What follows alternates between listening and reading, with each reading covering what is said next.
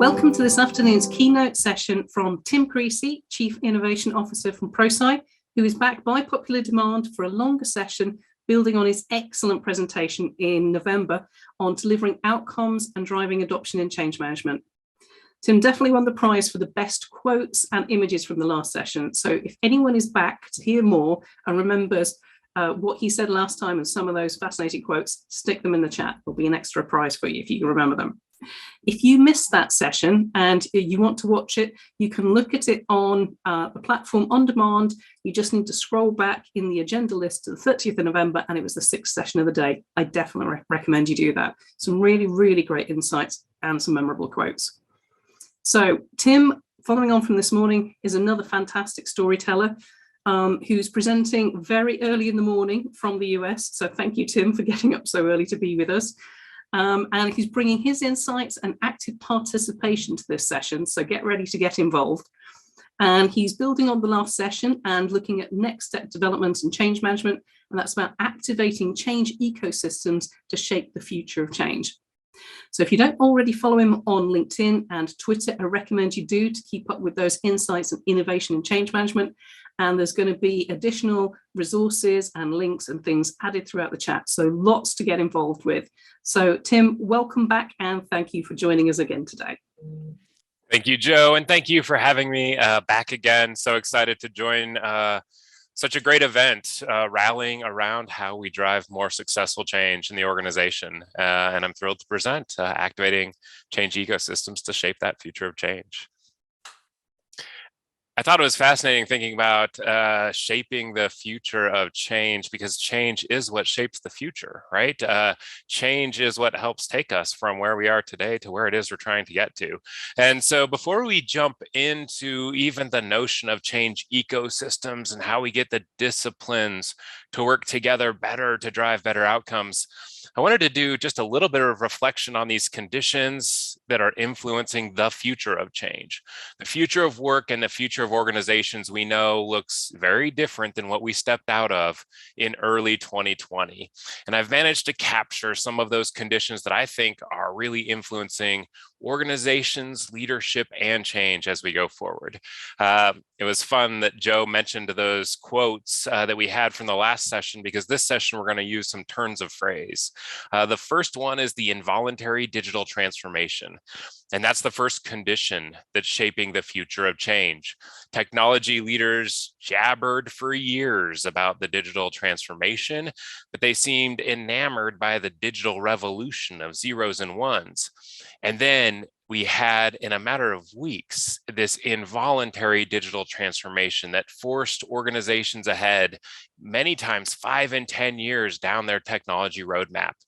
Now, that involuntary digital transformation was necessary to support the instantaneous remote work experiment. Organizations, and again, in a matter of days and weeks, moved entire operations from headquarter-centric, where we shared space and oxygen, to an environment where we all worked wherever we were. At ProSci, we made that turn in a day and a half. And I often will do the thought experiment with my leadership team. What would have happened if we gave the organization 60 days to pivot all operations completely remote? Had it not happened in the face of a pandemic, if we would have given them 60 days, it would have taken them 360 days. We would have found 15 different reasons why it was impossible. We would have broke it 100 different ways. But we all made it happen in a day and a half in response to this global pandemic. The other big shift on the landscape was then that all change became iterative and adaptive by necessity. We no longer could look 5 miles down the road. We were now trying to get to the bend in the road and trying to position ourselves to be in the best position to handle what was on the other side of the road. A fundamentally different nature of change, where we had to chunk everything down into sometimes the days and weeks. We are trying to get through the day and the week rather than get through the next 6 months of a traditional change. And that gave us shifting success horizons. Success, again, wasn't defined way out on the horizon, For a little while, it was defined, rather than 5 years out, just 5 days out and 5 hours out. But that's loosened up a bit, and now we're raising our level of our perspective. But those horizon perspectives, those horizons of success are still shifting. So we get iterative and adaptive change by necessity, and success happening in shorter iterations, shorter cycle times, a whole new landscape for organizations and for change. Which leads us to this next, TTWWADI. If anybody knows what this means, go ahead and chat this in the chat pane. If you know what TTWWADI stands for. It's an acronym that's been part of the change management conversation for many, many years. And it stands for, that's the way we've always done it. That's the way we've always done it. And I'm wonder almost laughably, can anybody say that today?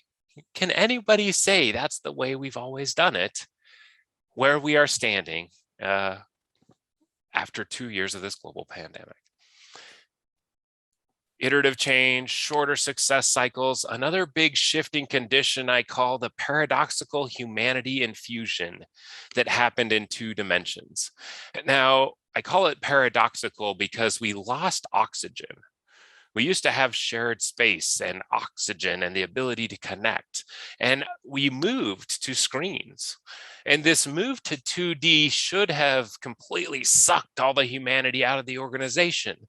But instead, I think it pumped a good bit of humanity back into the connective tissue of organizations. When you look into the living room of your colleague and listen to the symphony of their life in the background of your conference call, you can't help but see the people side of the organization. You can't help but see the people side of the changes that we're working to bring about when you hear them and see them and look into their lives. Now, do you all remember there was it was a viral video just before the pandemic, and I believe it was a BBC newsman, and he was delivering a segment, and his child came in. Do you remember this on YouTube? And the child comes running in, and the mom army crawls across the floor to grab that kid and scoot that kid out of the room. And it was mortifying, and we all passed it around on YouTube. Now that's expected. That's the nature of organizational interactions, is the pets and the children and life. And that's that people side that came from that paradoxical humanity infusion. Now, the one thing that we have picked up as we got this paradoxical infusion and looked into and listened to the lives of our colleagues was that this was the same storm, but we experienced it in very different boats. It is a global pandemic that we experienced, but each of us experienced in such an individual way. I have one coworker at ProSci that would call up and say, "Tim, I have 4 kids at home. There's no way I can come back into the office space." And the next coworker would call up and say, 10 minutes later, "Tim, I have 4 kids. Can I come back into the office last week?" So individual, the way in which all of us are navigating this same storm, but in the very different boats that we have. Now, one thing that I think we did universally get out of this pandemic, I'm going to call forced prioritization. Everyone stack ranked what mattered. We didn't have an option when we went through this involuntary digital transformation, an instantaneous work from home experiment, along with a global health crisis. What mattered came to the top, what didn't got pushed to the bottom. And forced prioritization is something that I've been really reflective on personally as I think about the last 2 years and the things that I want to make sure I bring forward with me. This notion of stack ranking what matters and keeping what matters at the top is part of what I think has come out of. It's the conditions in which change is happening today. The other condition in which change is happening today, we're calling de facto resilience. All of us that are sitting in this meeting made it through the last 2 years and this global pandemic, which means we earned some resilience, whether we wanted to or not. We made it through this to right here in this meeting. And we've talked about this in the United States in particular in relation to the Great Resignation and this massive movement of employees and potential attrition that we're going to see. And I had a client I was working with as part with a return to the workplace advisory board. We were talking about the Great Resignation, and he said, imagine a project manager in February of 2020 that's hating their job, and they're ready to go move on to a different job, but it's a big hill to climb to decide to step out of this job. And so that person in February 2020 just stays in that job. That same person in February 2020 starts thinking about the hill to climb if they decide to step out of this job, and then they think to themselves, I just lived through a 2-year global pandemic where I had to work with my 3 kids in my living room every single day. Of course, I have it in me to go looking for a new job. So, and that's just one example, the notion of people moving, mobility in jobs. But inside organizations, we have resilience that we earned by making it through that we can tap into as we implement the next round of changes to help us become who we are. Second to last condition, I think, is this notion that has just gone on and on and on. You know, when we sent out our move to remote work, that email on March 15th of 2020, it said about 6 weeks, we think we'll be back in. And we know that that didn't happen. And we know that we've followed through multiple waves of this global pandemic. And each time we've started to step back in and step back out. And we've watched regulation, legislation, organizational, institutional, global response change. And it's continued. And I think now it feels like there's this shift happening. At least societally, we're starting to see a bit of this shift from pandemic response to organizational evolution, to stepping into reimagining and designing the future now that we realize we have grown, we have learned, we have new capabilities, we've lost, we've struggled, and all of that has put us in a position, a new set of conditions into which we are launching as organizations. So from pandemic response to organizational evolution. And my experience is that different organizations, different departments, different divisions have gone through this shift from pandemic response to organizational evolution at different points in time. Now, ProSci at its core, prior to the pandemic, we were an in-person training business. So we didn't have an option to not go through this pivot from pandemic response to organizational evolution. We didn't have the luxury to say, you know what, we'll just wait this out and go back to how things were, because we had lost how things were. And so we pivoted the entire organization, the business model, all of the operations and the way we work together to a virtual training, virtual enablement operating model. Other organizations have had the opportunity to say, come on, we'll just try to go back to what was. But I think it's getting harder and harder. So to kick off our session, there's the 12 conditions that are shifting how the future of change is going to come to life. They are conditions of today, given the last 2 years that we have experienced, what we have learned, what we have done that we thought was impossible only a couple of years ago, how we have expanded.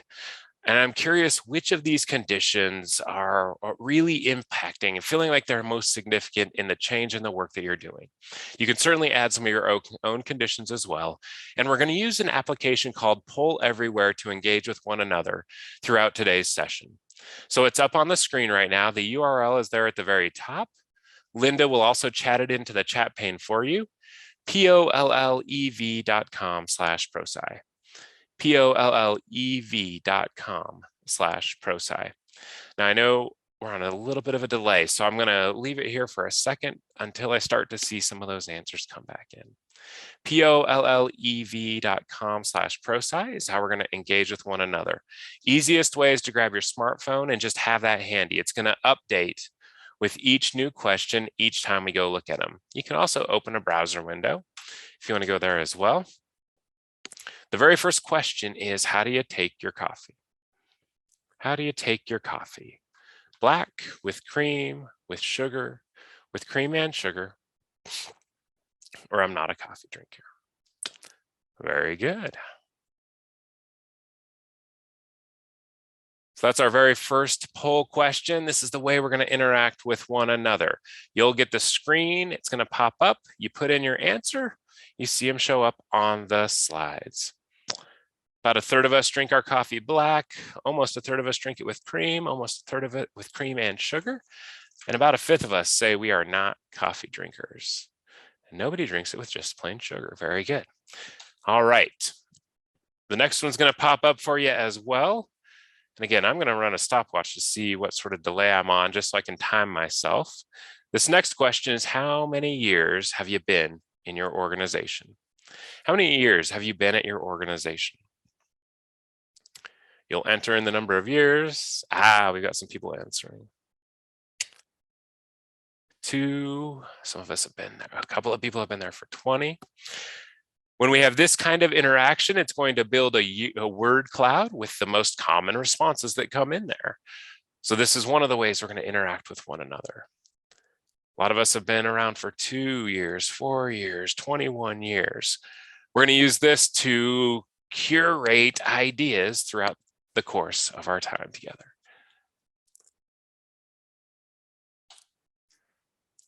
Now there's another type of interaction where an image is going to pop up on the screen and you get to drop a pin anywhere you want to on that image. So when the image pops up, it's going to say, how are you feeling today? And you get to drop a pin on any of those smiley faces. Then you'll notice on the screen, and it's not that easy to see. I've been more thoughtful on some of our other polls, but a lot of us are feeling in the yellow. We got 4 or 5 of us that have dropped a pin there. We see another 5, 6, 8, 10 in that 4th smiley face. Number of them up there at the top.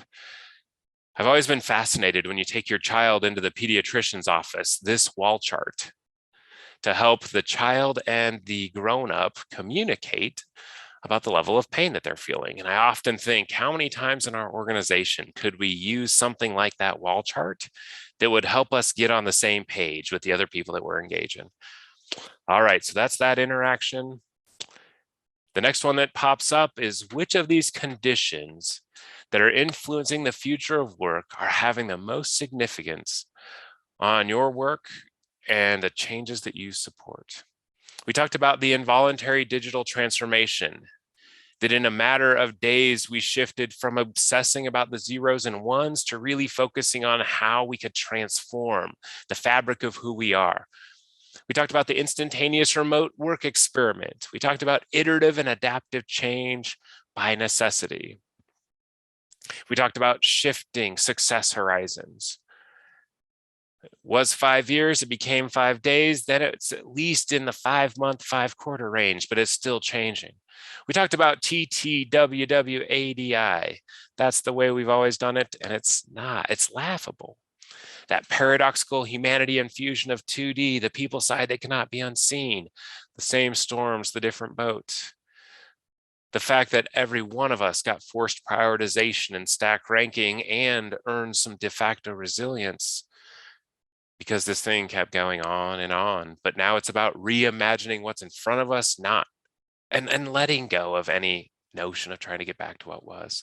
So there we go up on the screen, TTWWADI, the remote work experience, de facto resilience, the iterative and adaptive by necessity, same storms, different boats, expectation tension, very nice. It's a really nice ad that one of those conditions we're seeing is expectation tension about what's in front of us, whether it's about the workplace, the hybrid workplace approach, or on many other fronts in terms of what we have in front of us.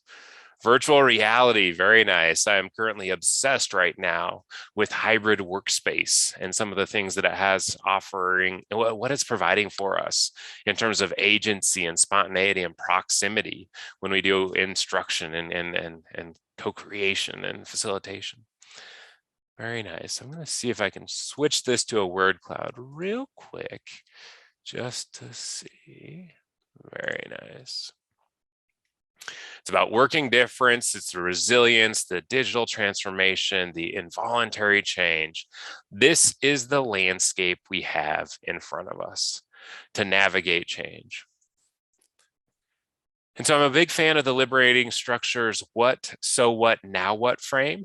What gives us the observation, so what gives us the implication that we draw from that, now what gives us the actions, what are we going to do differently? And to me, those 12 conditions we just described, we're describing the so what, describing the situation, the conditions in which each of us and our organizations are working today. The so what that fall out of that, I think, are interesting on a number of dimensions. The whole hybrid workplace of the future is one of the so what's that I'm particularly interested in. Certainly this demand for organizational agility as the most important muscle an organization can grow. But there's another big so what, and that's what we're going to uncover today, is this notion that the issues and opportunities at our doorstep are multifaceted. All of them are multifaceted. And as a result, one of the most important now what's and where we're going to focus our energy today is activating the change ecosystem. Because if today's opportunities and issues are all multifaceted, given the complexity and the speed of change and what we are all stepping into, then our responses and our solutions need to be multifaceted as well. We need to get more flexible, more adaptive, more integrated in how we respond to the new kinds of change we are experiencing. We have this saying in the United States, and you'll have to let me know if it resonates, that if you only have a hammer, everything looks like a nail. If we only have one solution approach, one perspective to take when we think about the challenges in front of us, then that's the only solution we're going to be swinging. And every single issue or opportunity looks like it fits for the one solution that we run around swinging. But that's not what we have in front of us. So where do we go to find the spark of innovation, to find the approach, to step out in front of and lead this complex change portfolio in a more effective way? And so we're going to unpack the idea of change ecosystems, but a lot of the inspiration for this thinking came out of Franz Johansson's work called the Medici effect. Now, in this work, he really explores why the Renaissance began in Florence.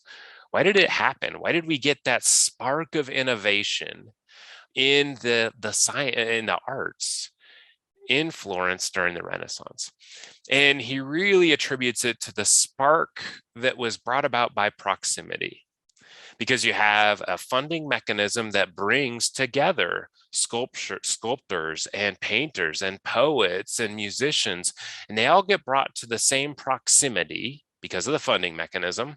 And that proximity became the spark of innovation. He says, when you step into an intersection of fields, and in Florence, it was an intersection created by that funding mechanism. When you step into that intersection of fields or disciplines or cultures, you can combine existing concepts into a large number of extraordinary new ideas. And that's how we get the spark that lights the Renaissance, is all of those artists sitting around drinking wine, telling stories with one another. Now, Margaret Heffernan tells us, for good ideas and true innovation, you need human interaction, conflict, argument, and debate. And so that's the intersection. Johansson tells us that proximity gives us the intersection where the fields all come together. I would tell you that the changes we have on our table today give us the intersection that we need in terms of the change spark. What Margaret Heffernan tells us is that we got to have the friction. We need those disciplines to come together and work to try to solve a chunky problem in order to spark the innovation we need to solve that problem. It's not until we start to bang heads a little bit that we get that heat. And everybody do this. What do you feel? That's heat. That friction is what gives us the heat, the spark that we need to innovate and solve the challenges in front of us. And Ronald Heifetz says that conflict is the primary engine of creativity and innovation. People don't learn by staring into a mirror, people learn by encountering differences. And when we start to think about change capabilities and change disciplines, there's actually some examples we can draw upon where we get that conflict that becomes the engine for creativity and innovation. The sciences is a great example. The sciences, the ecosystems that exist and interact with one another in the sciences is the spark of tremendous amount of innovation. It's when aeronautics and material sciences start banging heads that we get the spark for innovation to create a whole new skin for airplanes. So if we see it in science and we saw it in the arts, is this thinking applicable in organizations as we work to solve these multifaceted issues and opportunities in front of us? That breakthroughs occur along the frontiers where disciplines rub against one another. And it feels like conflict at first, and it's probably uncomfortable as we step into it, but that friction is the spark of innovation, and it's what we need to solve the future of change. And so what's been fascinating is that the change world has come up with a lot of different change disciplines, all sorts of different disciplines to help us ultimately improve the performance of the organization by landing a change more effectively. And I give you a kind of a laundry list here, but I want you all to create a list for me too. Which contemporary change disciplines are you engaging with on the frontiers where change and innovation and creativity is happening? And it's going to be both the disciplines that we've grown and enhanced and built as part of our ecosystem, but also some of these other change capabilities and change disciplines. We see things like machine learning, portfolio management, culture, continuous improvement, talent management, transformation, knowledge management, analytics, architecture. Here's the list that you're going to start to create: human-centered design, 2 days problem solving hack challenges. Yeah, so hackathons, wicked problem solving. It didn't help. I'm not sure if that is a joke or an actual approach for making change in the organization. Action learning sets, very nice.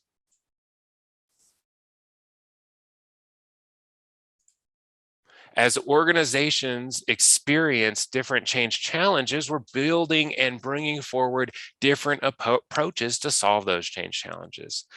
Agency, appreciative inquiry, agile program management, quality improvement. These are all emerging approaches, technologies that help us solve the challenges that we have in front of us. I'm going to try to make this one a word cloud to see what we get out of it. There we go. PDSA, human management, power, learning, challenges, appreciative inquiry, agile, all of these help us approach the challenges that we have in front of us in a different way to bring about more effective solutions. So we know that there's all these capabilities that are emerging. I'll tell you a little bit of the backstory of how I got here to the change ecosystem work we're going to unpack today. Client calls me up, this is probably 6-7 years ago, says, Tim, can you help us build a change management capability? We know it's a critical competency, important muscle for us to grow as an organization. I say, yes, I know how to do that. I've spent several years researching and developing a whole body of knowledge about it. And they said, oh, but here's the thing, Tim. It lives under an umbrella called organizational and process optimization, along with performance management strategy and process. And I think to myself, that's really interesting. Each of those disciplines probably have an opportunity to work together on the most important changes in your organization. Client 2 calls up, Tim, can you help me build a change capability? Yes, I know how to build change management into the DNA of the organization, how to leverage structure and skill and process and project and leadership to increase that maturity. Client says, oh, but that change management capability lives under an umbrella called corporate care, along with analytics, problem solving, process management, and project management. Client 3 calls in, Tim, can you help me build a change management capability? At this point, I start guessing, what are the other capabilities that you're growing it along with? This one was called transformation. It had program management, agile development, communication, and experience ownership. Client 4 calls in, change management lives next to learning and development, performance improvement, and project management underneath operations optimization. I start to see this pattern emerge enough that I say there's something here. There's something to this notion that the change ecosystem is that platform of several change capabilities that are all intended to provide a coordinated solution in supporting our change efforts so that we increase change outcomes and the probability of success.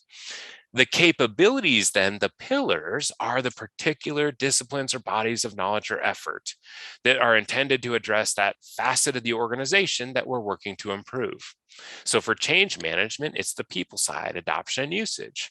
For agile, it is improving the delivery of the solution in the most alignment with what people need by chunking up the work that we're doing. Each of these capabilities has an improvement approach they're trying to bring about within the organization. And I start watching clients build either very formal change ecosystems, like those 4 examples that I gave you as we stepped into this section. Some of them had more informal change ecosystems, where we had the capabilities that maybe were loosely networked and participated with each other once in a while. Sometimes we saw full-on matrixed, where we have either business unit or function along with the capability. They took on all various different shapes and sizes, but we were starting to see the emergence. And you'll see in the data set here from one of our webinars, 19% had formal, 27% had informal, 27% were working on it, and 27% didn't have one in place. But as organizations were preparing themselves for the future of multifaceted change, they were beginning to build an ecosystem to address those challenges. Here's some of the more common capabilities that came out during some of this data collection. Now, it's not surprising that we see change management show up in a lot of these example ecosystems. Mind you, they're coming to my webinar and we're a change management firm, so it kind of makes sense that I'm going to see that as a common one. Project management certainly emerges as a very common capability as part of our ecosystem. Helps us manage cost, scope, quality trade-off on our way and time on our way to get to an outcome. We know it's the other half of the change coin, along with the people side, that we manage with change management. Strategy tends to show up in these a number of times as well, where we are setting the direction of the organization. We'll see process and improvement often be part of these ecosystems, realizing that once we invent and install a change, there is active improvement to ensure that we realize the outcomes we're striving to as an organization. On average, and again, this data was pre-pandemic, but we saw about 3.7 capabilities on average making up these formal change ecosystems. What I found interesting as I started to explore and support and engage clients from various industries is that the capabilities you need to support your unique organization, it's going to depend. That there are the external pressures and triggers and internal performance drivers that are going to determine the unique combination of capabilities your organization is going to need. So when I step into a large, heavy manufacturer, their capabilities are going to look at process, program, project, quality, lean. If I step into a software development firm, we're going to see knowledge management, agile user experience, design, UI, UX. So the capabilities need to be reflective of the organization based on how and what kind of changes you're bringing about. If anybody knows who this is, go over and chat in the chat pane. And we might be on enough of a delay that I'm going to have to give you the answer before I see if anybody knows the answer. But this is a character from the Marvel Cinematic Universe. We're huge Marvel fans at my house, played by Benicio del Toro. He makes his first appearance in Guardians of the Galaxy #1. He lives on a planet called Nowhere, and he collects oddities from around the galaxy. And so his name is the Collector. That's what he does. He just collects oddities from all over the universe. I bring him forward in this conversation because I've watched a lot of organizations collect change management capability, collect agile capability, collect process capability, collect improvement capability, collect transformation capability, collect artificial intelligence capability, collect machine learning capability. They've collected the capabilities, but have not figured out how to unlock and harvest the power of that ecosystem. And that's really what I want us to explore during our time here together. Because simply collecting those capabilities without figuring out how to get them to work together effectively is the challenge once we've started to pull those capabilities together. And Henry Ford, an entrepreneur here in the United States that created the Ford Motor Company, said, coming together is the beginning, keeping together is progress, working together is success.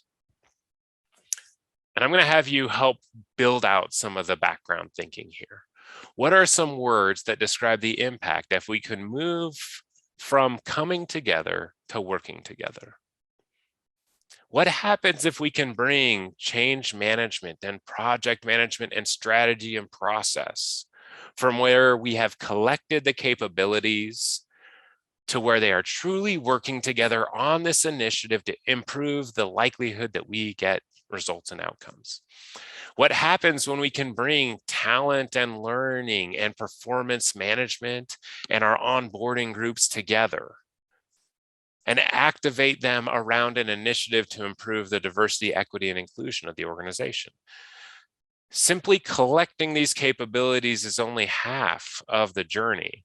It is when we activate and harness and get them to work together at a shared common objective that we truly get the improvement we're trying to get out of and find in our organizations. So here's some of those words: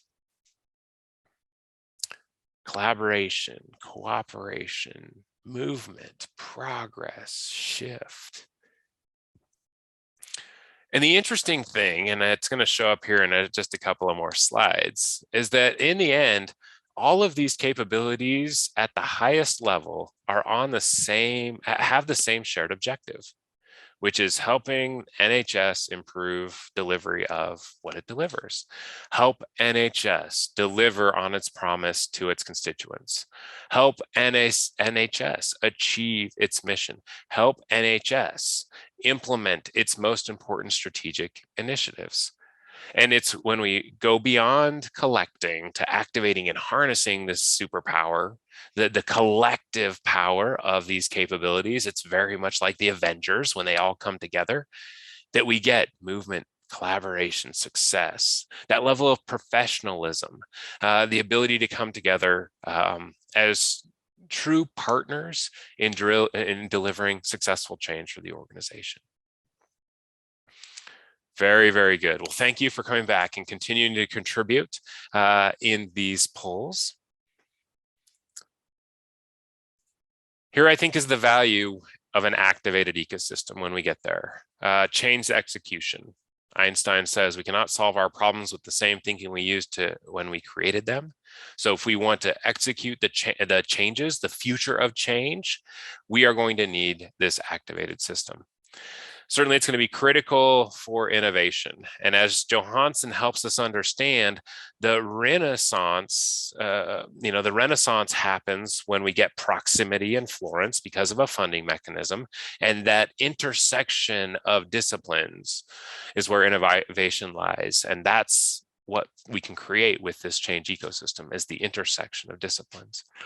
And then finally, I'm going to call this last one future readiness. I put my own quote in here. It feels kind of weird, but I think I wanted you to hear what I thought.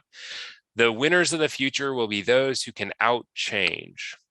And even though you're in the public sector, you are still working to out-change. But I say, if you're in the private sector, you're working to out-change the competition.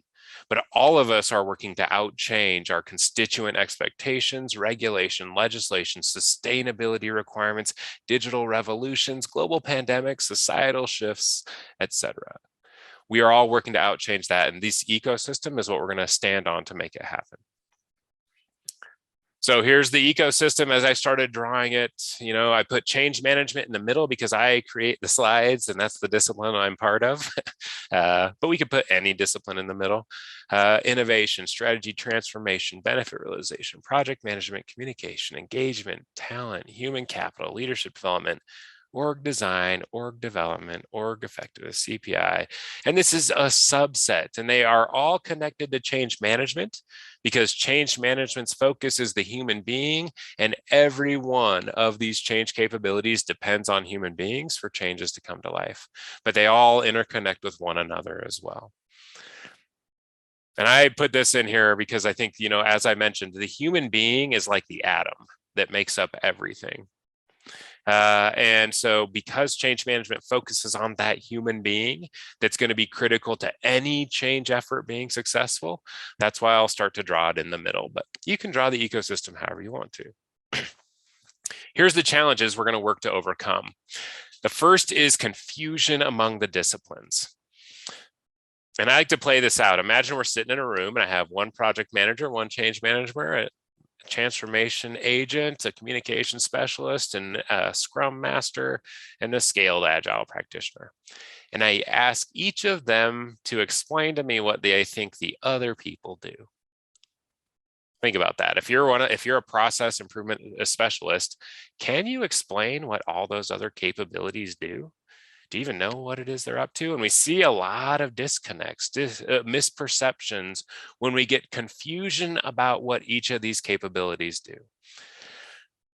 We can end up with really siloed and non-collaborative work. And you all identified collaboration as probably the biggest upside when we activate and harness the ecosystem. The biggest challenge before we do that is this siloed work that not only is less optimized, but can also sub-optimize and become a negative drag on the ability of the organization to implement change.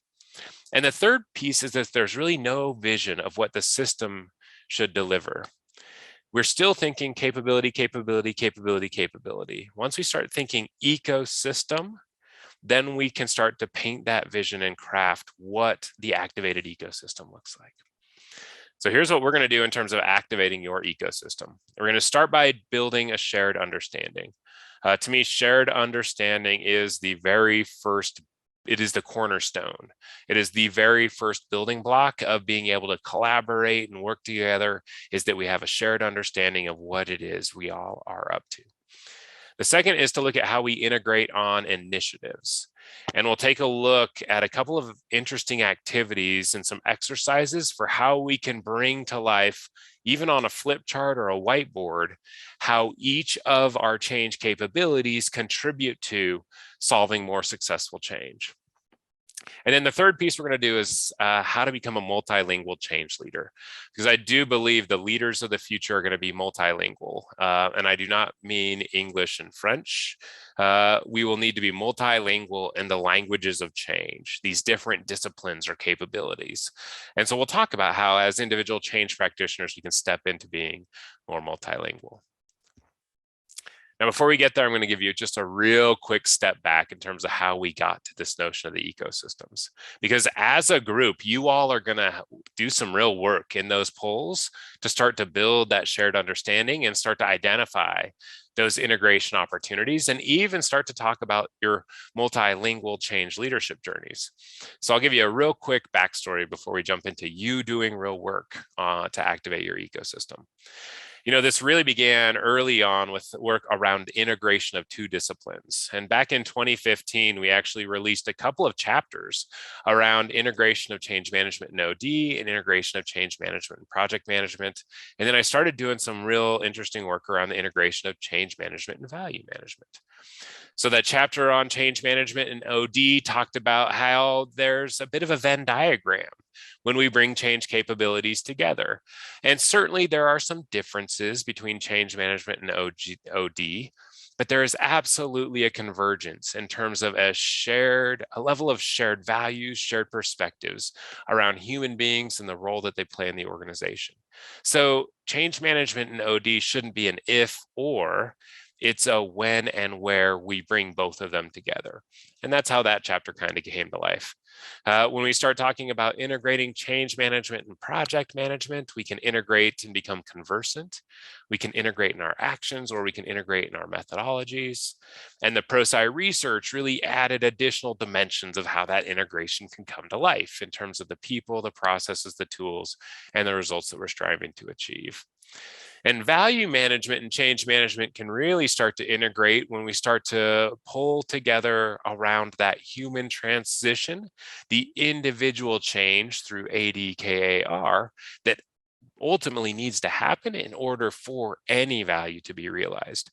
As Darrell Connor, one of the great grandfathers of change management, describes, the gap between installation and realization is filled by the people side of change. And so the gap between value and not value is directly tied to the human beings and the journeys we help them on. So we started with looking at two disciplines and how they come together. Then we step into the ecosystems. How are some of these other emergent capabilities not only defining first how they contribute to change in the organization, but then we start to look at the intersection, and we start to pull Medici forward at the ACMP NorCal presentation and start to look at how those ecosystems spark innovation. We then took it into the ProSci webinar platform, and this is where we collected the first 120 examples of these ecosystems and the specific capabilities that were being brought to life to support the execution of change on projects and initiatives. I was lucky enough in June of 2017 to go out to New York City and engage with the conference boards, Change and Transformation Conference. And there we kind of went beyond this notion of acknowledging and assembling the capabilities and really tipped into activating and harnessing. So we made sense of the change capabilities. We looked at how their intersection is where the spark of innovation occurred. And now we really start to lean into how do we activate and harness them by building the shared understanding we need as that foundational building block. December, we went out to New York City and got to be part of a whole one-day conference focused on these change ecosystems and how they were starting to emerge to help organizations position themselves for the future of change. There were actually two healthcare organizations that presented there, Fraser Health from Vancouver, Canada, and Memorial Sloan Kettering Cancer Center from there in New York City, about the different change systems that they were putting in place.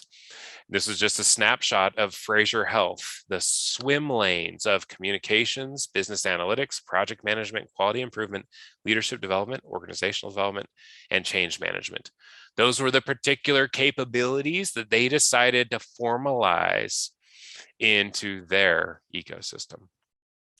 Then we went out to ACMP for another session and really started to look at the notion of the ecosystem at an enterprise level and the ecosystem on an initiative and how those two both play out. So we're going to step into the building a shared understanding. I've got a couple of minutes that I'm going to tee up, and then I'm going to give you a break and a very simple assignment that you're going to use those polls to complete.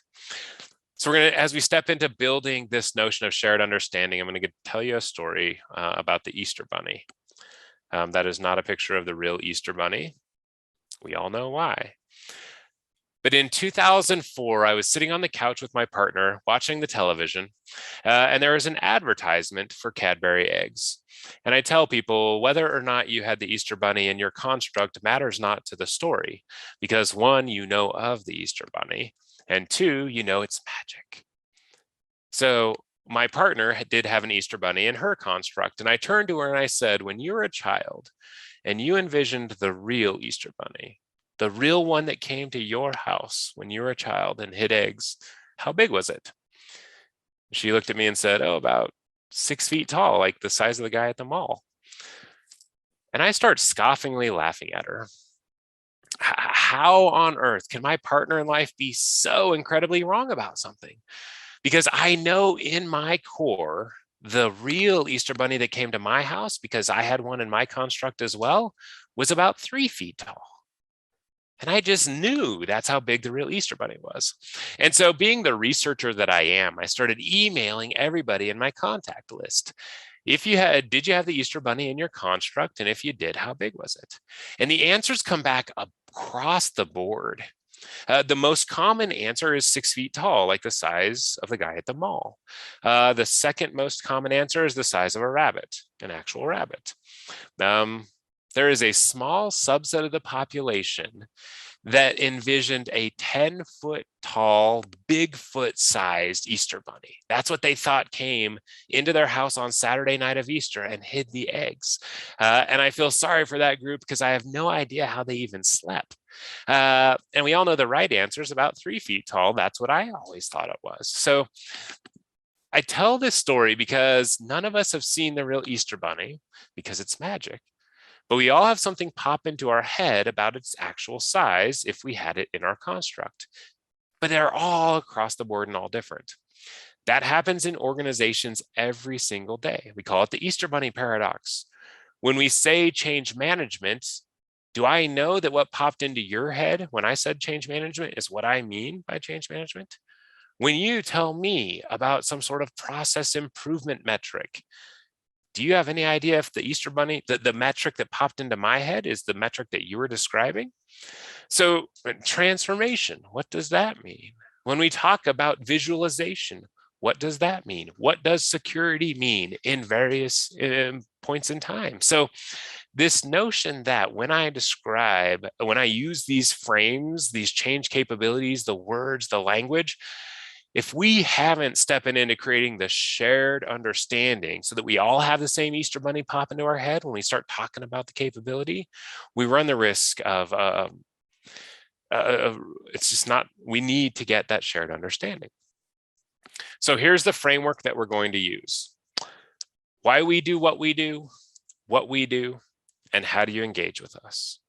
And I'm going to charge each of the capabilities, each change discipline to be able to describe why we do what we do. And we're going to use what we call a to by purpose statement. What we do, and you're going to give us that in a concise description of your actions and approach. And I usually limit this to like 3 to 5 bullets, 3 to 5 words per bullet. And how do you engage with us? Come up with 1 or 2 trigger questions that you could ask so that the project, when they answer those questions, identifies how much and when your capability is needed and can provide value to that change. So that's the frame we're going to build out.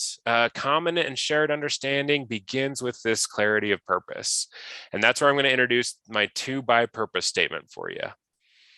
To achieve what by doing what? To achieve what, the outcome, by doing what, the actions we're going to take to get there. And what's interesting is sometimes we see folks put the by doing what into the to, especially in the project space. When we roll out a new productivity suite, the to is not to deploy teams. It is to improve the way we work together and reduce the barriers that prevent our seamless interactions by rolling out teams. So we can use to bys in conversations and with groups to see, are we aligned on the outcomes and the actions that are going to take to get us there? Here's a couple example to by statements. This is for change management. Well, this is mine for change management. I'd like you to write your own. To capture people-dependent project ROI and value by preparing, equipping, and supporting our people through the transitions they are experiencing. To achieve what? By doing what? That's for change management. I've written one up for ProSci as an organization. To enable our clients to achieve their desired outcomes and change by building individual and organizational change capabilities on a platform that's results-oriented, research-based, holistic, and easy to deploy. Here's one for a tool we have called the Change Management ROI Calculator.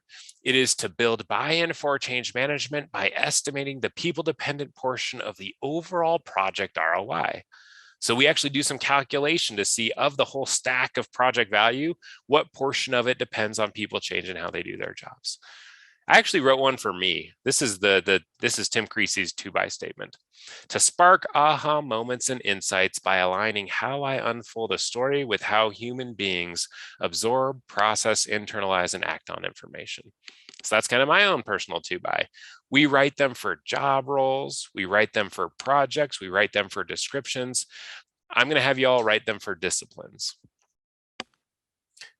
Here's a nice little example subset. If you want to screenshot this one, go ahead. But this is agile, benefit realization, business improvement, change enablement, change management, communication, creativity, safety, strategy. These are not right answers. This is just a curated list of some of the most common capabilities so that you can start to step into and think about your 2x purpose statement. So the 2x purpose statement, mine for change management, is to capture people-dependent ROI by preparing, equipping, and supporting our people on their change journeys. What we do is we bring structure and intent at the individual and organizational levels to support the engagement, adoption, and usage of the change. And again, this is my articulation. You all are going to step into whatever that change capability is that you're part of and write these out for yourself. And then how to engage us. How much of our expected results depend on adoption and usage, and who's going to have to do their job differently and how. So those are my 2 change management questions. How much of our expected results depend on adoption and usage? Who has to do their job differently and how?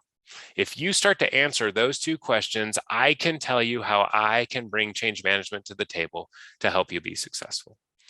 And so we start to go down this path, and this is where I'm going to coach you, and I'm going to facilitate along the way as much as I can in our virtual space today, that we could start to build out this sort of a table that helps achieve the shared understanding and clarity across the change ecosystem that we need.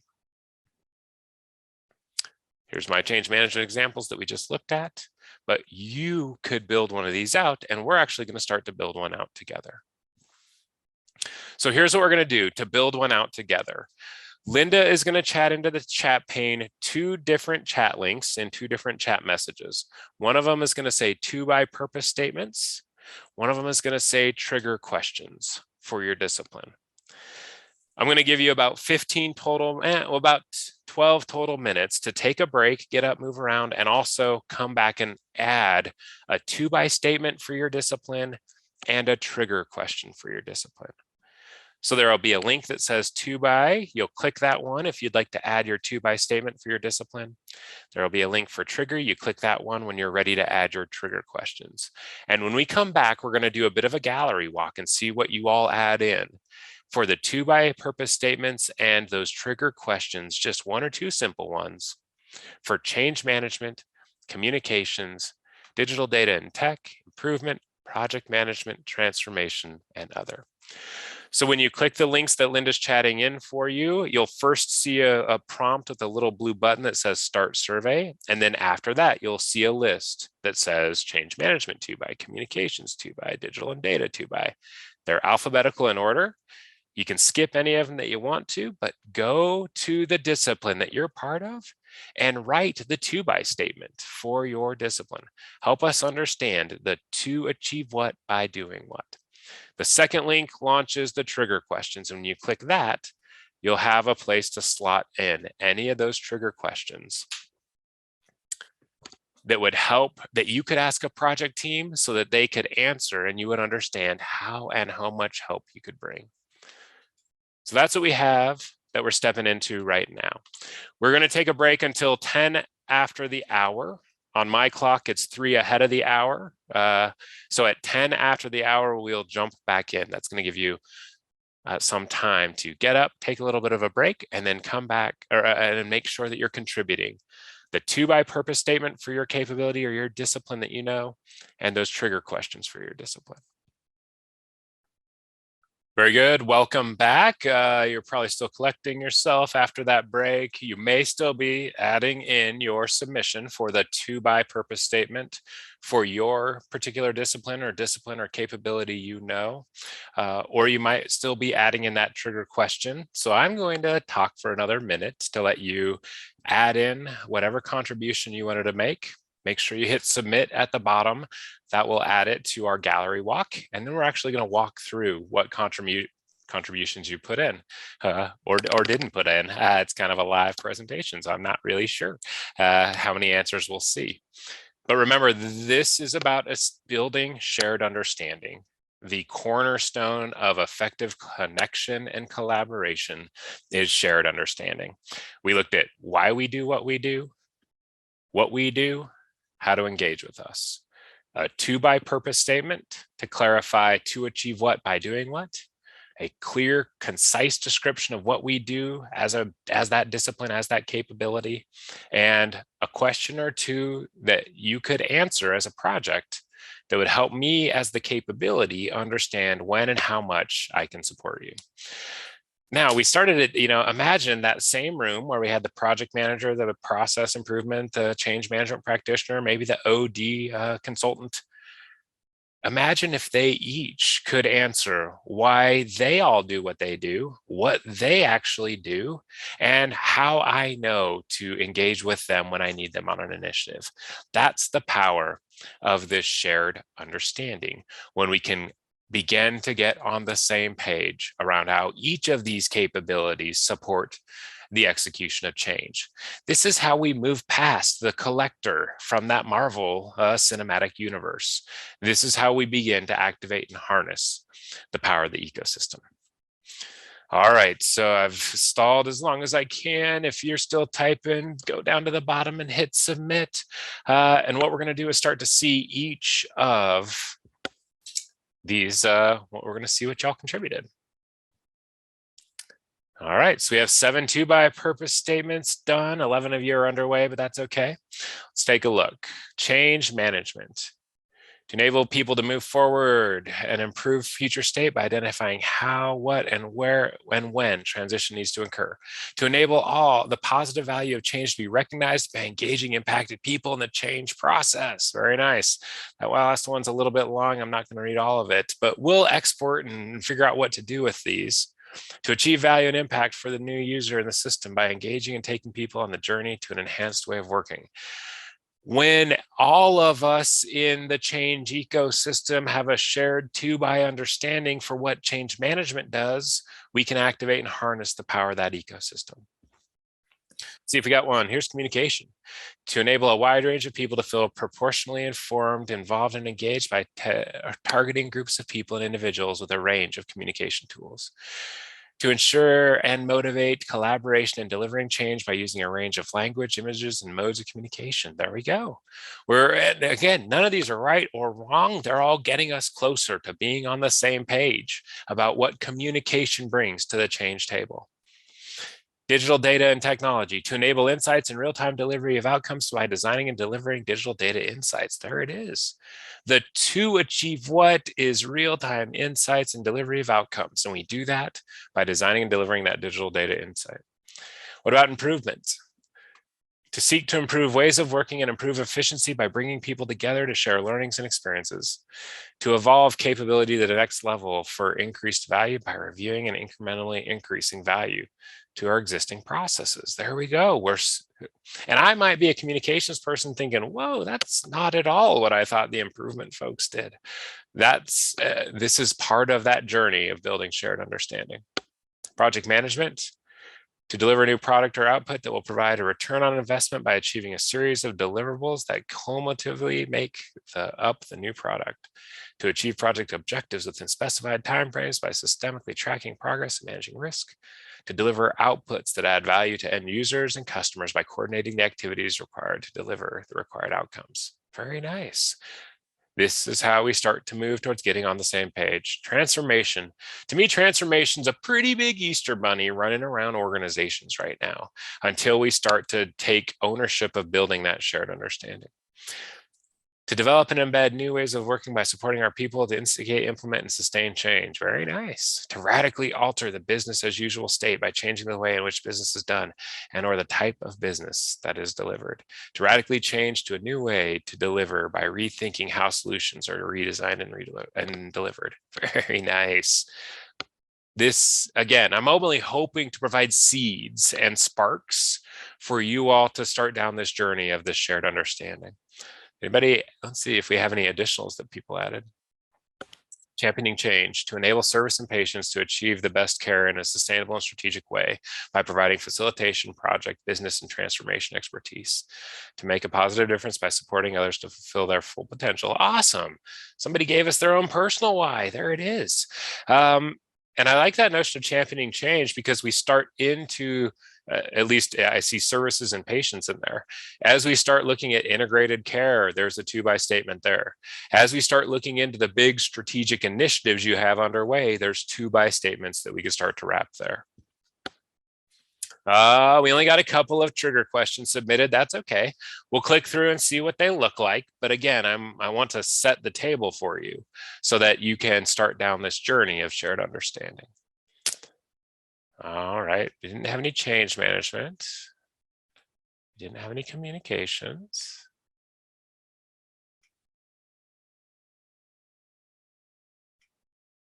Here's project management. What do you want to achieve? Who needs to be involved? Very nice.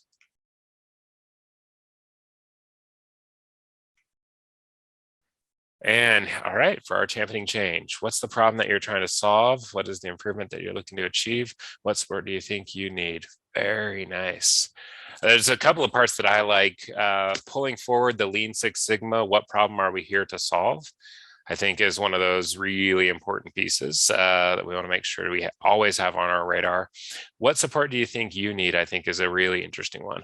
I listened to a podcast about coaching recently, and they talked about the power of the phrase "for you." What does support look like for you? What do you need to, what is it that is inhibiting, stopping, what's the barrier to success for you? How can I be of service to you? Enabling the person to put it into their context when we try to bring that support is going to be key. So this is what we started down. I gave you this as an organizing frame to create that bedrock of shared understanding that we need to activate and harness the power of our change ecosystem. And even in the course of our 20 minutes here today, we've started to lay out the why we do what we do for some of our most important change capabilities. We started to think through the what we do and the how to engage us. This would be the fodder of some fantastic workshopping, either on a particular initiative. Think about that. On a particular initiative, we could come around the table and have this conversation, but also collectively across the organization, we could begin to institutionalize these change capabilities by building this shared understanding. That's a picture of my son, Carter James CREASEY. He is 13 years old and he is a hard kid. He sees the entire world as possibilities and wants to invent his new way of doing everything, which is wonderful. And I love it at a big picture level. Day to day, it can be taxing. And so years ago, my wife and I were having a conversation after we got another phone call from the school about how we were going to deal with it. And we started bickering. And we realized, you know what? We're actually on the same team. We're on Team Survive Carter. Even though we're bickering about how to deal with this phone call from the principal right now, we're both on Team Survive Carter. And we decided then, if we started bickering at any time about how to navigate whatever we were navigating that we were being dealt by Carter, either one of us could utter the phrase, "We're on the same team." And we both had to take a step back and a big deep breath and realize we are both on Team Survive Carter. I think that's what we need here too, in the change space. That common and shared understanding across those change capabilities helps us start down this path that we are on the same team. Team change success. Team improve change outcomes. Team enable the NHS to evolve into who it wants to be and what it defines as its reimagined future state. All of us as capabilities are on that same team. The shared understanding starts to give us the footing to work together in a more effective way. All right, so that was build shared understanding. The second piece we're going to unpack a little bit is to integrate on initiatives. And so I could tell you this, each change effort will be unique and require different amounts of each of the ecosystem's capabilities. We need to start thinking about the fact that if I have project A and initiative B, they might need different amounts of project management based on the technical complexity of the change, different amounts of change management, dependent on the amount of adoption and usage of the solution, different amount of communications, different amount of analytics, different amount of wicked problem solving, different amount of transformation, different amount of improvement. Each initiative, based on what we are trying to achieve out of that change, will have a different amount of and dependence on each of those capabilities. Bringing that mix together correctly and effectively is how we step into the future of change. The other thing is that they change over time, that each phase of a change effort is going to require different contributions from those capabilities at different points in time. So how do we start to think about when across the life cycle of an initiative, each capability can uniquely infuse the fuel towards change success? This is probably one of my favorite PowerPoint animations I've ever made. Ready? Watch what happens. There's our change ecosystem with our 5 capabilities, and then it rotates. I'll go back and do it again because it was so good you might have missed it the first time. There's our 5 capabilities. They rotate, and we're going to put a project lifecycle against them.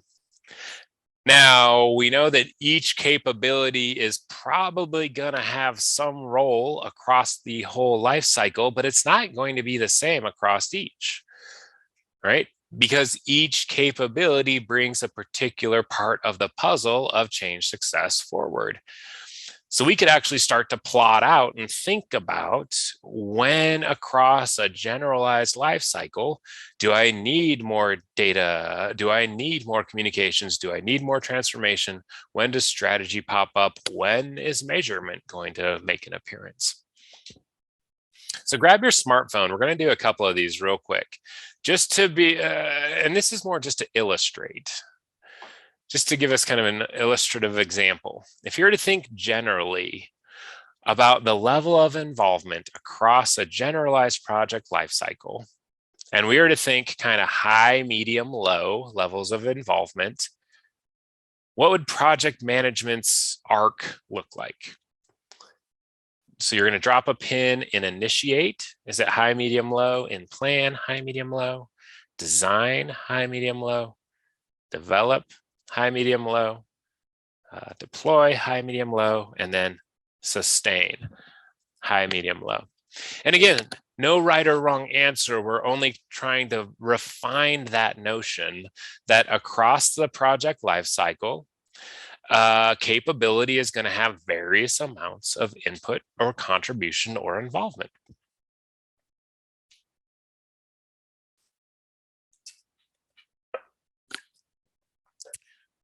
Pin drop is, you're starting to see some of the pin drops drop in. And again, remember, to me, the answer is not nearly as important as the question, which is when across the project lifecycle can my project come forward and make a unique contribution?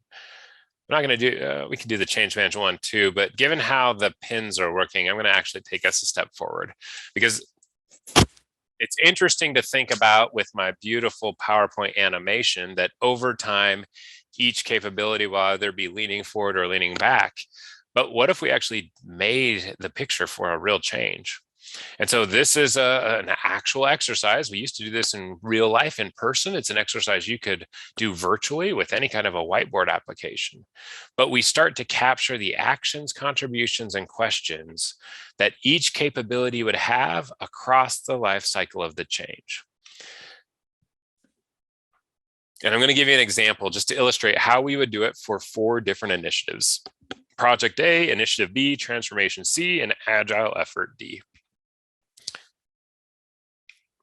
And I'm going to ask you the question, who would you have in the room to do this plotting? So the question's going to pop up on the poll. You can go answer the question, and I'm going to show you this picture first, and then we'll see what answers you brought forward. Each of these capabilities, we give a different color of sticky note. So project management got blue, change management got turquoise, communications got pink, talent got yellow, data got purple, sustainability got light green. Each capability gets a color-coded sticky note.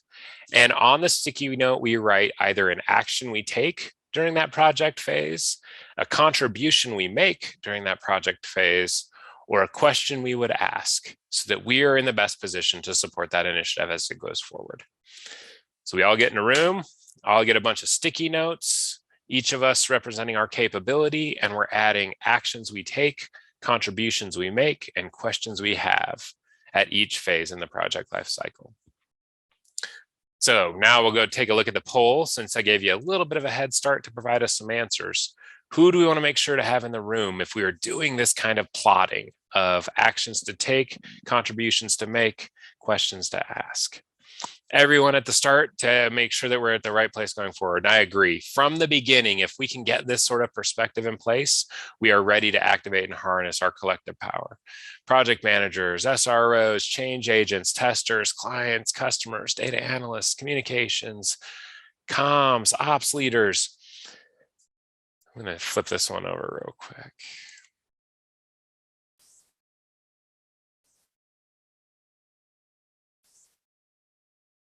And I love that there is an emphasis towards the end user, the folks who have to bring this solution to life, because they probably have the most interesting contributions and questions in terms of putting up on the sticky note. And in fact, it makes me wonder, I mean, if we're unable to have the customer or the end user at the table, if we would even create a proxy sticky note color for the questions and contributions the end user would have, or what we would need from them along the project lifecycle. So you get the point. We get a lot of people in a room together to start to articulate the contributions we can each make to moving our change efforts forward. I'm going to ask you a second question about if we had this plot view, what would be the impact? So that's going to be the next question I'm going to ask you, but I'll take you back one step. This is what the plot ends up looking like. I have a pretty generic life cycle here: initiate, plan, design, develop, deploy, sustain. Certainly we could use iterative agile approaches with releases if we wanted to, but we are laying time across the top, and each of us as a change discipline is adding, here's an action I would normally take at this point in the project lifecycle. Here's a contribution I would bring to the table, I would make at this point in the project lifecycle. Here's questions that I would ask at this point in the project lifecycle. I was actually able to do this in real person, in real life, live, with probably about 30 people in a room. We had 4 different projects, and we did a pretty big, significant round robin where we would let teams migrate to each of the rooms. And the amount of connection, collaboration, the learning that happens when I, as the process person, put my sticky note up and it's right below a project management sticky note, so I look and see what it is they were doing. That's what we're trying to create when we integrate these disciplines in action. So if my ecosystem had this kind of view, what would be the impact? I'm going to try to change this.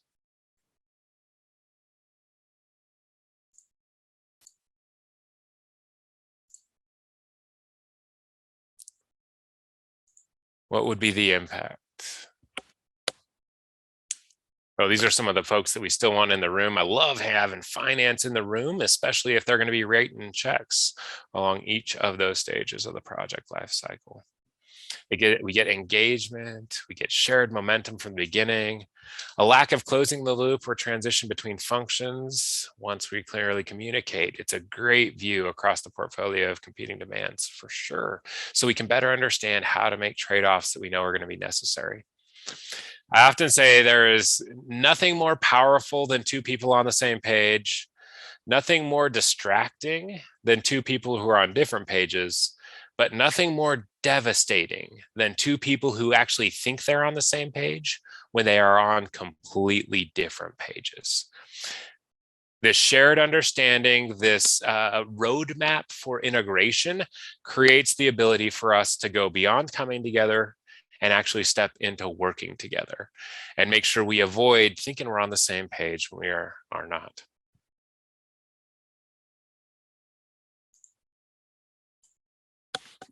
Very nice. So the last little piece we're going to touch on here at the end is this notion of becoming a multilingual change leader.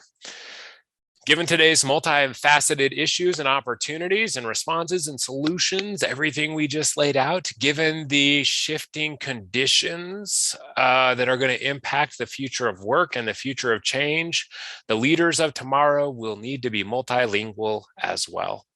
And again, not just English and French, we're talking about the languages of organizational change.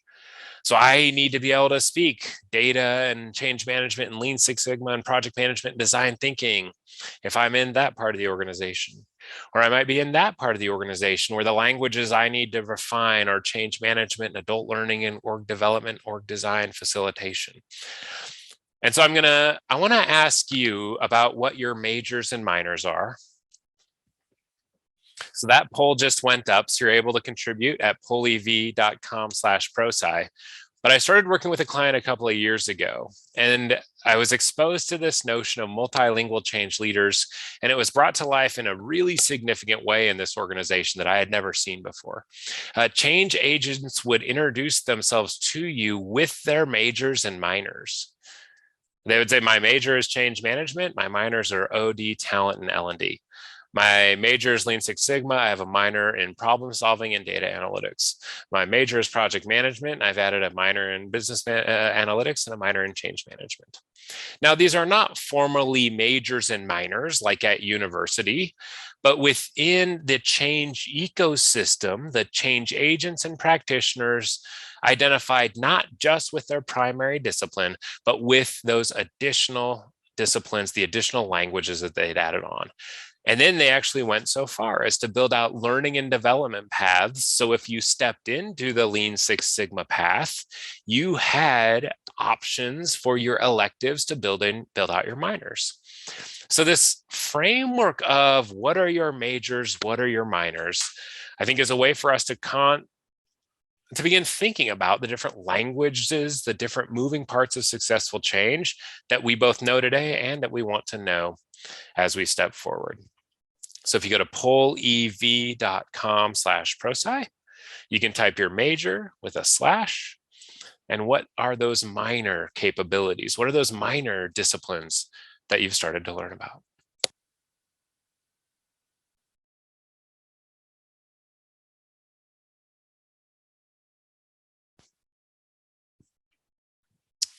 Very nice. We see a project for my major with minors in portfolio change, OD, comms, social media, skills, digital data, neuroscience, stakeholder engagement. Very nice. We have a Renaissance person there for sure. I love seeing neuroscience because I think we're going to see more and more of that as we amplify the importance of the human being in the organization.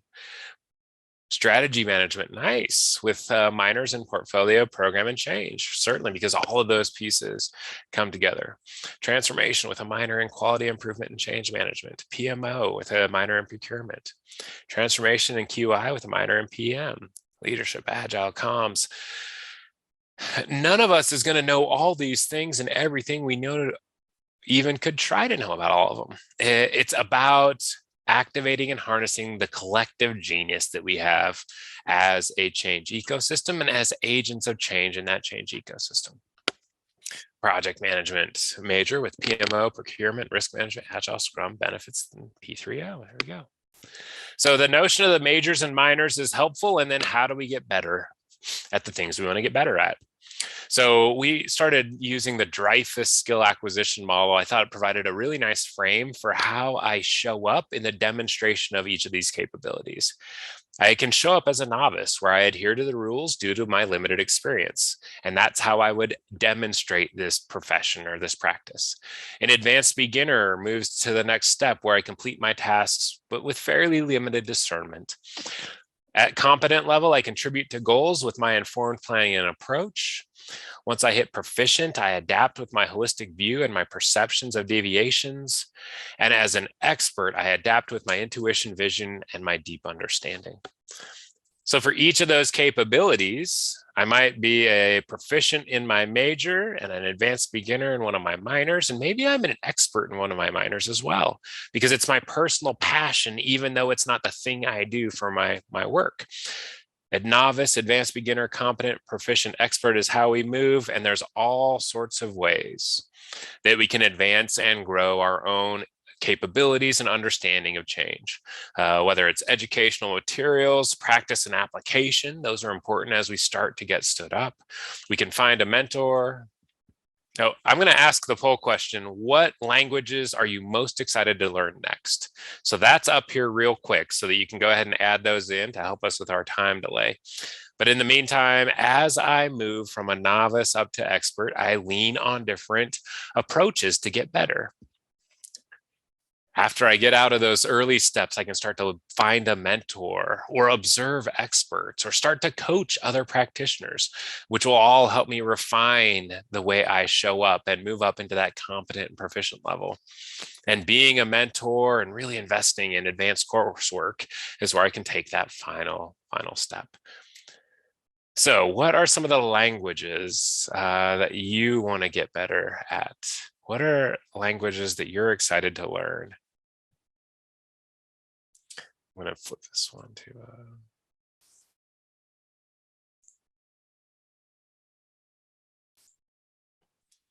the language of Elon Musk. Very good. Go right. And again, observing experts. So is one of the things we just talked about in terms of getting better. So maybe that's a really nice strategy there. Spanish, OD, Agile, QI. I think org design is going to be really important as organizations step into more flexible hybrid workplaces and work structures. So I think that's a really interesting one.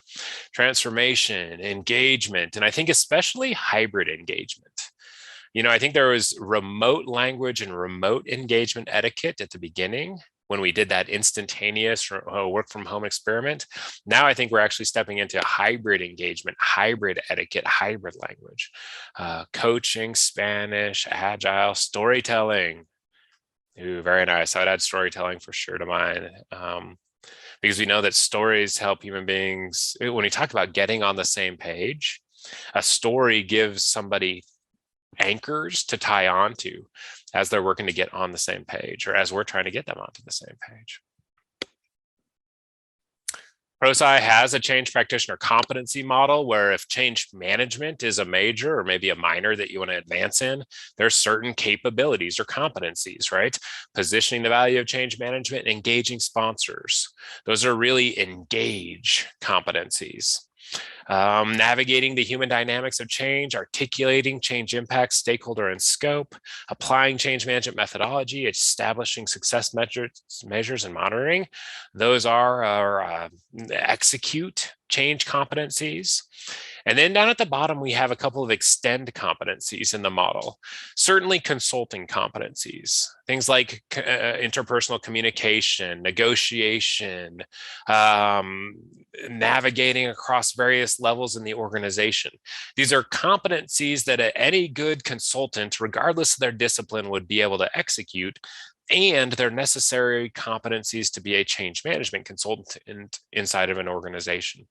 But you'll notice that bottom right one, complementary discipline competencies.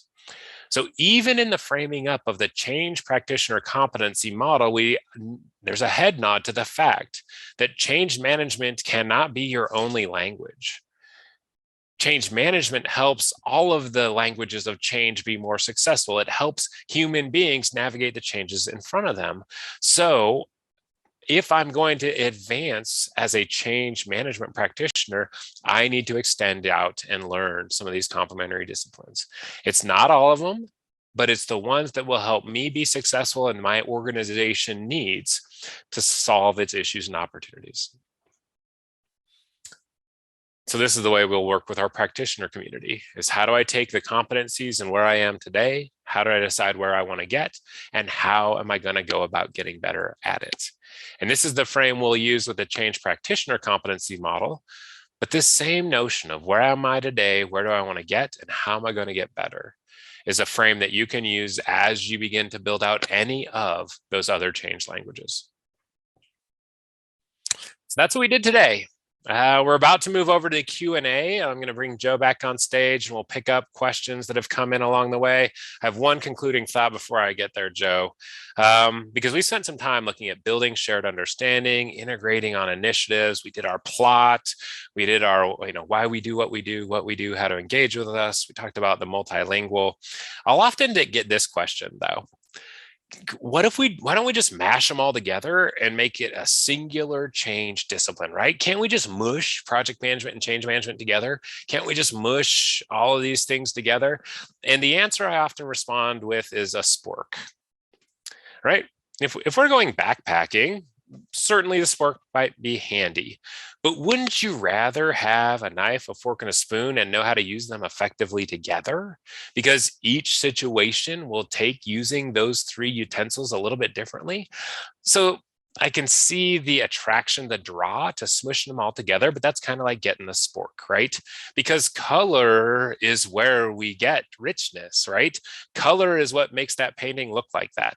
If we mash all those colors together, that's what the painting would have looked like. And so my charge to you is, rather than try to consolidate artificially, let's really work to activate that change ecosystem by building shared understanding, not only of helping other people see what we do, but working to understand what they do, by integrating on our initiatives, by looking at the actions we take, the contributions we make, and the questions we have with our peers who will be supporting the initiative across other disciplines.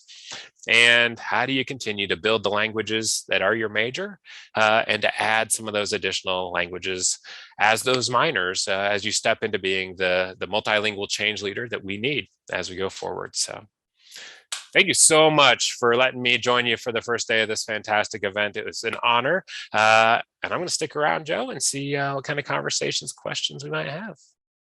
Okay, that's fantastic. Thank you so much, Tim. That was a brilliant session. I was writing copious notes. We were talking about this before the start, that in terms of remembering or absorbing the learning, actually writing it down makes it a more tangible memory. So I hope others have been busy squirreling away. Also, we're going to be keeping the recording on here, so you can go back, go over it again, reflect on those elements that you want to learn more about. But I think your spork example is a really good one. And I think, there's another couple that sort of, it's about the level of complexity and the multiplicity of knowledge and insights that are required to deliver a lot of the changes now, that mean that, one person can't hold all of those skills and knowledge to be able to do it. And it's a bit like, people used to be polymaths, where they knew everything in the discipline and it gets too big to be able to do that. Or the one-man band, banging his drum and cymbals. And actually, if you want to deal with that complexity and the richness, just like the picture, you need an orchestra of people working collaboratively together. So a really good analogy, that one. So thank you for that one. I'll share with you one more turn of phrase that I think that I picked up that really landed for me. It's lend me your eyes, right? Because lend me your ears means listen to what I'm about to tell you. Mm-hmm. Lend me your eyes means here's an issue or opportunity. And I know that I see it a particular way based on everything that makes me me, my experiences, expectations, capabilities. But I also know that Joe sees that issue opportunity from a different perspective based on everything that makes her her, which gives her her. And so our ability to solve this issue or opportunity in front of us goes up when we increase the number of perspectives on it, so long as power dynamics is under control. And lend me your eyes, I thought, was just such a beautiful phrase of saying, help me see this issue or opportunity from how you see it. Because you're right, nobody has all the answers, and we increase the likelihood of solving if we can bring those various perspectives. Absolutely. And I think that we've had a very traditional project and change teams. And I think going forward, we're starting to look at multidisciplinary teams and bringing them together. So digital and data analysts, comms and social media experts, HR and OD specialists, along with projects and change and subject matter experts, so that you've got that holistic skill set in a team that's coming to collaborate on that solution. Fantastic.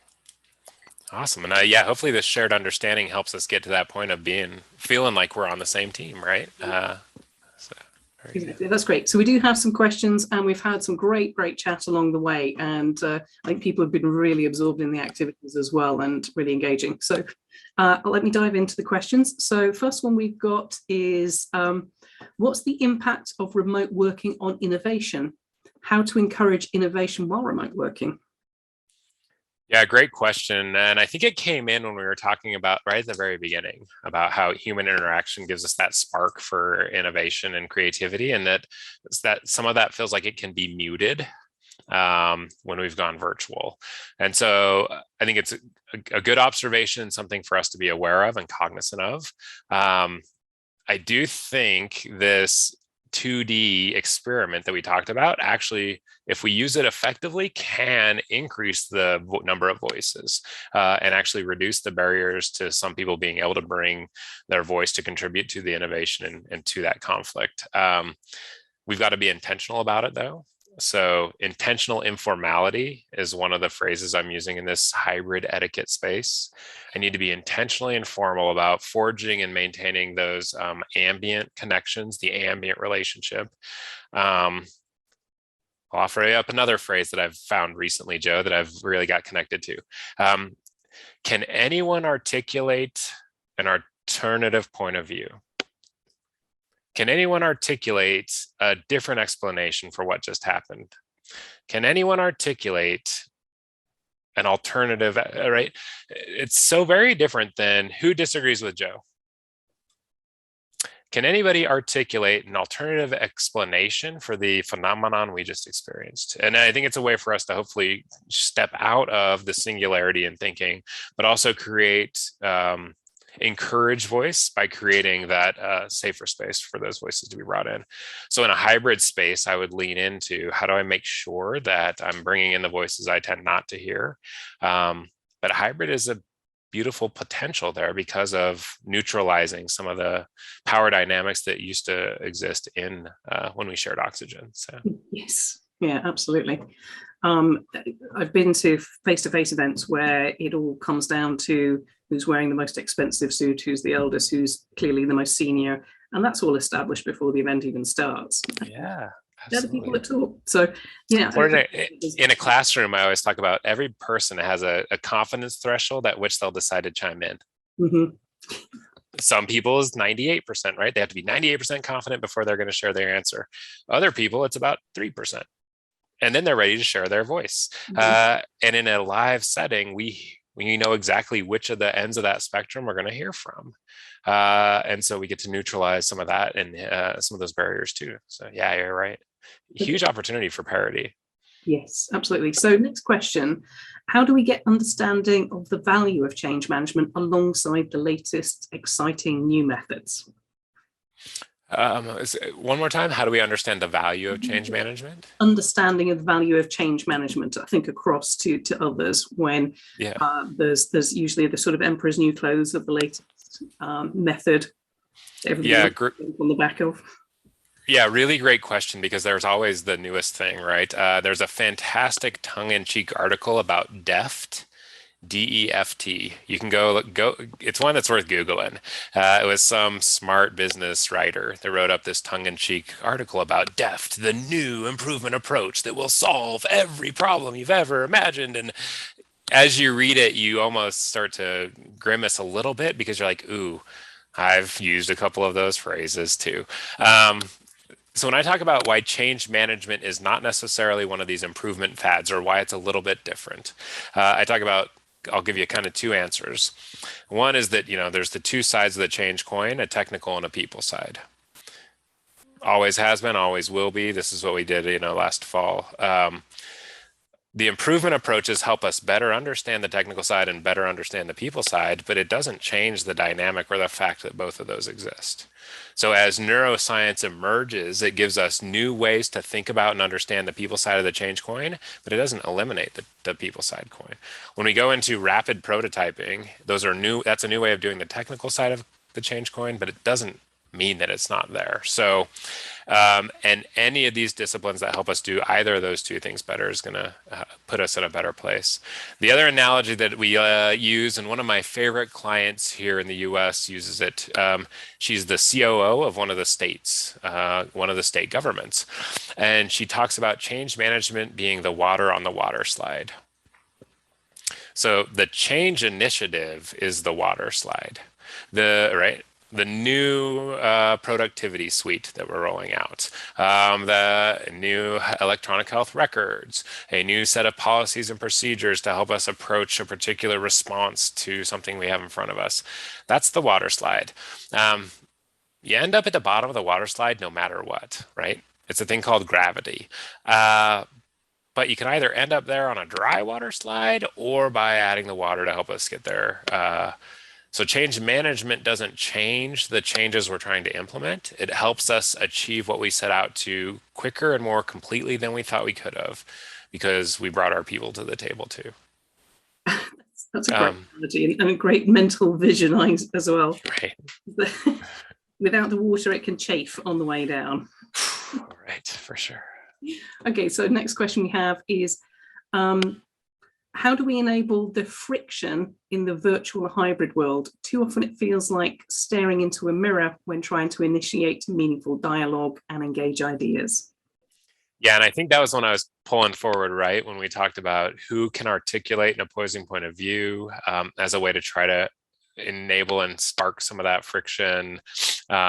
Certainly we'll use pre-reads, collaborative documents. This is where that intentional informality and also intentional hybrid engagement language comes into play. I think it's something to be especially cognizant of as we migrate more towards hybrid, a hybrid environment. And not just that some people are working at home a couple of days and in the office a couple of days, but this kickoff meeting that's going to be the next 90 minutes has 4 people in the space and 8 people virtual. And how do we intentionally design the etiquette and exchange, the language of those hybrid environments to make sure that we bring forward those voices of conflict?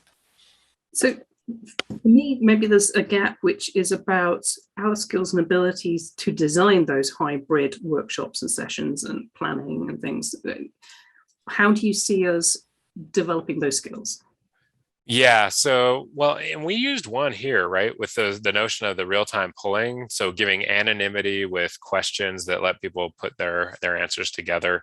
If we were in a small group, I would use a lot more vote up, vote down polls.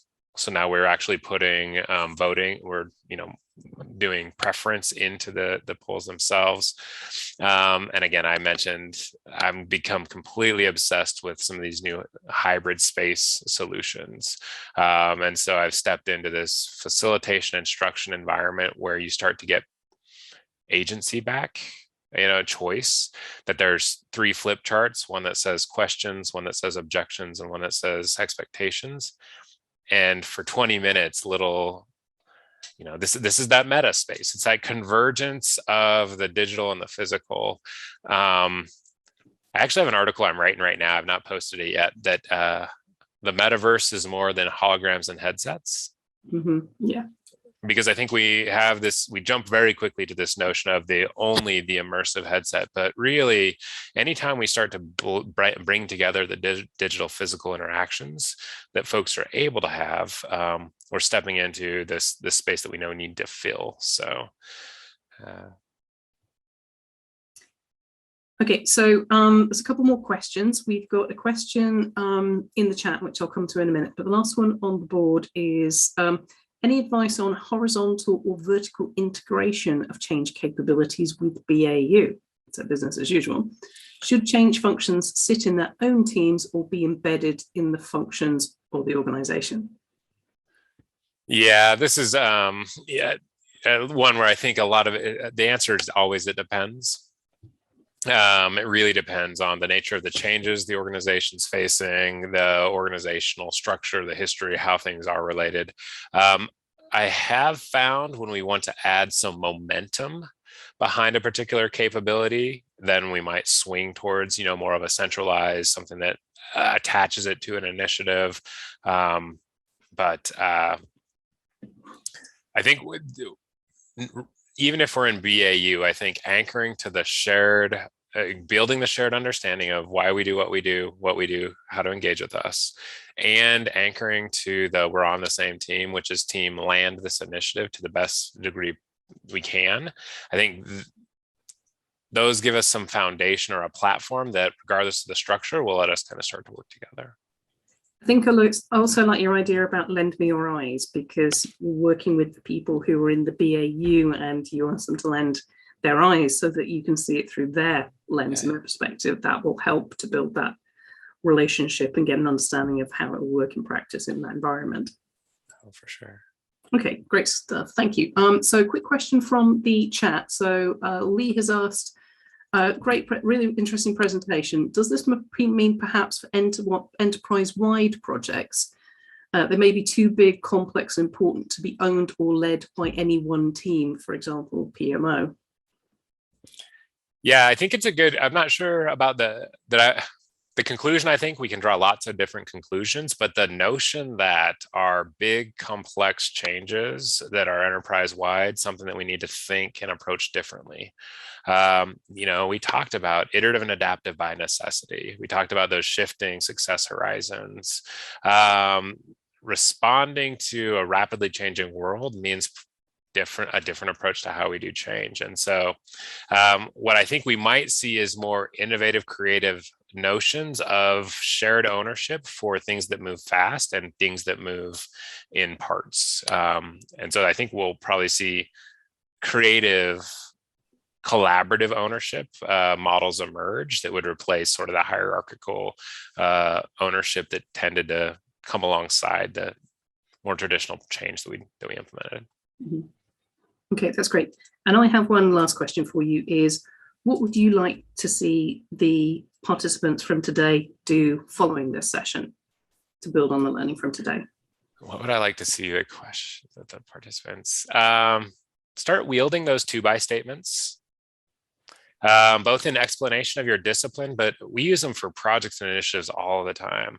I think that power of anchoring to a flag on the horizon that we both can strive towards. And Linda, there is a 2-by purpose statement LinkedIn Pulse article that Linda might be able to pull and kind of drop in. I think that's where I would start, is if we can get anchored on what we're trying to achieve, and it's the same thing, we have created all the space in the world to collaborate and work effectively together towards. So that's where I'd start, is align on purpose, and everything comes beyond that. So I think that really helped me to think really clearly about what is it that I'm trying to communicate when we talk about that. So that, I think that's a really great suggestion. Okay, so we've come to the end of the session. There has been some absolutely fantastic insights and engagement and activities to get people thinking, and I suspect others like me will want to come back and go through the session again on demand to refresh their thinking about it. Linda's done a fantastic job of posting things in the chat. What we'll do is we'll capture those links and we'll add them to the follow-up bottom of the session in the description, so that everybody who comes back can see those once the chat has disappeared, which will happen, I think, probably overnight. There's also all of the additional information and resources and links and contact details in the exhibition hall. So if everybody goes in there and has a good look at what's available and have a chat with Linda, Catherine, Emma, and Tim, if he's available on there. But also we have a follow-up session on Thursday, which is Emma Delahaye. And so she's going to be delivering another session from ProSci around building change management for the future change success. So if you enjoyed this one and learned a lot, come along to that one. And in the meantime, have a really good look at the resources and see what you can do to take this learning forward. Tim, another fantastic session. Thank you so much for all your time and effort that you've put into this today, and your team. It's very much appreciated, and a fantastic session for all of us. Absolutely, my pleasure. And you're all doing great work supporting people through the challenges of change. And it's our honor to be whatever small part we can in helping you unlock and help your people unlock the challenges of change. Fantastic. Thank you so much. So everybody, that's the end of the first day, and what a first day it's been. We've had amazing insights from Naveen Evans in terms of the direction of travel for the NHS and our part to play in it.